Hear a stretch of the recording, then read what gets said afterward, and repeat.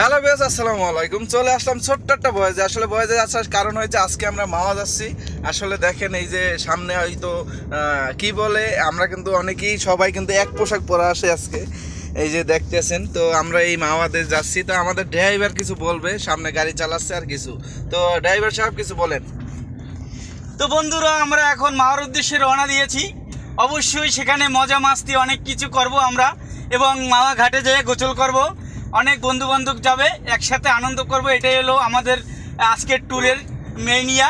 তো আমার পাশে আমার বেআইন সাহেব আছে, সেও অনেক কিছু বলবে। আচ্ছা বলেন আপনি কিন্তু। আসসালামু আলাইকুম এভরিওয়ান। আমরা কিন্তু আজকে অনেক বেশি খুশি এবং অনেক বেশি এক্সাইটেড, কারণ আমরা মাওয়া যাওয়ার কথা ছিল অনেক দিন আগেই, বাট কোনো কারণবশত আমাদের যাওয়া হয়নি, অনেক বাধা আসছে। তারপর মানে সব বাধা অতিক্রম করে কিন্তু আমরা মাওয়া যাচ্ছি, আর সেটাই হচ্ছে সব থেকে বড় আনন্দের বিষয়। তো সবাইকে থ্যাংক ইউ। তো সবাইকে অসংখ্য অসংখ্য ধন্যবাদ। আমরা কিন্তু সবাই দেখছেন একই পোশাক, একই শার্ট, একই গেঞ্জি। এই যে আমার বন্ধুও কিন্তু একই একই কোয়ালিটির মতো পড়ছে।